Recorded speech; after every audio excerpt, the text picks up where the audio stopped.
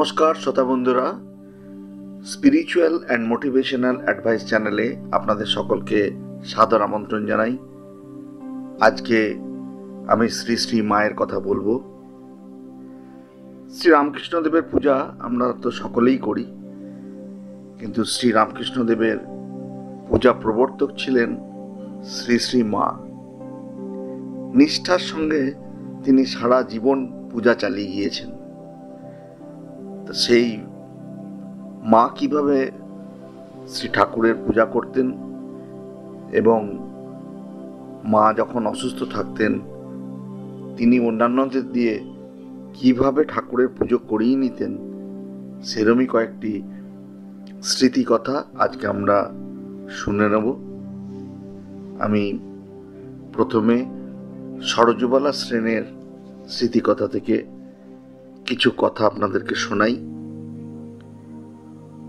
উদ্বোধনের ছাদে অনেকগুলি কাপড় শুকাচ্ছিল। মা আমাকে সেইগুলি তুলে কুচিয়ে রাখতে বললেন। আমি কাপড়গুলি তুলছি, এমন সময় গোলাপ মা শ্রী শ্রী মাকে ডেকে নিচে নেমে আসতে বললেন, কারণ ঠাকুরকে ভোগ দিতে হবে। মা নিচে নেমে এলেন। আমিও খানিক পরে ঠাকুর ঘরে গিয়ে দেখি মা সলজ্জ বধূটির মতন ঠাকুরকে বলছেন, এসো, খেতে এসো। আবার গোপাল বিগ্রহের কাছে বলছেন, এসো গোপাল, খেতে এসো। আমি তখন তার পিছনে দাঁড়িয়ে। হঠাৎ আমার দিকে দৃষ্টি পড়তেই হেসে বললেন, সকলকে খেতে ডেকে নিয়ে যাচ্ছি। এই কথা বলে মা ভোগের ঘরের দিকে চললেন। তার তখনকার ভাব দেখে মনে হলো যেন সব ঠাকুররা তার পিছনে চলেছেন। দেখে খানিকক্ষণ স্তম্ভিত হয়ে দাঁড়িয়ে রইলুম। আবার সরলা দেবী প্রব্রাজিকা ভারতীপ্রাণা লিখেছেন, রাধুর অসুখের জন্য মা বোসপাড়ায় নিবেদিতা স্কুলের ভাড়া বোর্ডিং বাড়িতে আছেন।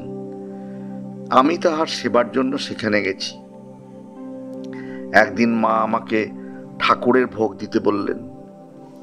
আমি ভোগ দেবার কোনো মন্ত্রটি জানতাম না, তাই মাকে বললাম, আমি তো মা কি করে ঠাকুরকে ভোগ দিতে হয় জানি না। তখন মা বললেন, দেখো মা, ঠাকুরকে আপনার ভেবে বলবে, এসো, বসো, নাও, খাও, আর ভাববে তিনি এসেছেন, বসেছেন, খাচ্ছেন। আপনার লোকের কাছে কি মন্ত্রতন্ত্র লাগে? ওসব হচ্ছে যেমন কুটুম এলে তাদের আদর যত্ন করতে হয় সেই রকম। আপনার লোকের কাছে ওসব লাগে না। তাকে যেমনভাবে দেবে তেমনিভাবেই নেবেন। তারপর ভোগ দেবার একটি মন্ত্র আমাকে তিনি শিখাইয়া দিলেন। মা তো সারা জীবন নিজে পূজা করে এসছেন। এমনকি জয়রামবাটিতে অসুস্থ অবস্থায় মা অপরদের দিয়ে ঠাকুরের পুজো করিয়েছেন। এইরূপই একটি অপূর্ব চিত্র স্বামী ঈশানানন্দ বর্ণনা করে গেছেন। আসুন স্বামী ঈশানানন্দের কথা একটু শুনে নিই। শীতও খুব পড়িয়াছে, শ্রী শ্রী মায়ের শরীরও প্রায় খারাপ যাইতেছে। সুতরাং দৈনিক সকাল সকাল স্নান করা মায়ের পক্ষে সম্ভব হইতেছে না। কাজেই শ্রী শ্রী ঠাকুরের পূজা অধিকাংশ দিন তিনি আর নিজে করিতে পারিতেছেন না। মা আমাকে বলিতেছেন, আজ তুমি ঠাকুরের পূজাটি করো। কয়েকদিন যাবৎ শ্রী শ্রী মায়ের কাছ হইতে পূজা শিখিবার খুবই ইচ্ছা হইতেছিল, মুখে কিছু বলিতে পারি নাই। আমি বলিলাম, মা, আমি তো পূজার কিছুই জানি না, পূজার মন্ত্রও জানি না। মা সাধারণভাবে সাদাসিধা পদ্ধতিতে সব শিখাইয়া দিলেন ও একটি মন্ত্র বলিয়া দিয়া বলিতেছেন, এটিতে নৈবেদ্য নিবেদন করে দিও। ফুল ও চন্দন কিভাবে হাতে লইতে হইবে তাহাও দেখাইয়া দিলেন। সেই সময় আমরা পালা করিয়া পুজো করিতেছি, আমি, হরি, কিশোরী মহারাজ ও নলিনীদি। রাত্রির শীতল ও এক প্রদীপ দেখাইয়া আরতি, বসিয়া বসিয়া ধূপদান, সকালে ঠাকুরের গা তোলা, ছোট রুমাল ভিজাইয়া ঠাকুরের মুখ মোছা, এইসব মা যেমন দেখাইয়া দিয়াছেন সেইভাবে আমরা করিতেছি। দুপুরে রান্না হইলে শ্রী শ্রী ঠাকুরকে অন্নভোগ শ্রী শ্রী মা নিজেই রান্নাঘরে গিয়া দিতেছেন। আবার মাঝে মাঝে নলিনীদিকে দিয়াও অন্নভোগ নিবেদন করান।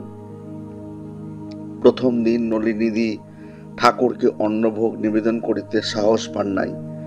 মা তাহাকে অন্নভোগ নিবেদন করিতে বিশেষভাবে বলায় নলিনীদি বলিতেছেন, পিসিমা, তুমি তো ভোগ দেবার সময় ঘর হইতে পঞ্চপাত্রে জল ও তুলসী পাতা দিয়ে রান্নাঘরে ঠাকুরকে রান্না হয়েছে খাবে এসো বলে পিছনে পিছনে ডেকে নিয়ে যাও। তা আমি ঠাকুরকে কি বলে ওরকম করব? আমি পারব নি। তুমি নেহাত না পারো, কিশোরী তাকে ডাকো। মা কিন্তু নলিনীদিকে দিয়েই আজ ভোগ দেওয়াইবেন এবং একটু রহস্য করিয়া তাহাকে বলিতেছেন, কেন, তুইও আমার মতন ঠাকুরকে চিন্তা করে রান্নাঘরে ডেকে নিয়ে যাবি? তুইও বলবি, পিসমশাই ভাত খাবে চলো, এই বলে ডেকে নিয়ে গিয়ে ভাতের পাথর দেখিয়ে ওই পঞ্চপাত্রে জলের ছিটে দিয়ে দিবি। ওই করলেই তিনি খুব খুশি হয়ে খাবেন ক্ষণ। তোকে অত শত ভাবতে হবে নি। নলিনীদি তখন বলিতেছেন, তাহলে পারবো, তবে দেখো দোষ টোষ কিছু হলে আমি কিন্তু জানিনি। তারপর হইতে নলিনীদি মাঝে মাঝে প্রয়োজন মতো ঠাকুরকে অন্নভোগ নিবেদন করিতেন। নলিনীর ঠাকুরের ভোগ নিবেদনের মন্ত্র শুনে হাসি পায়।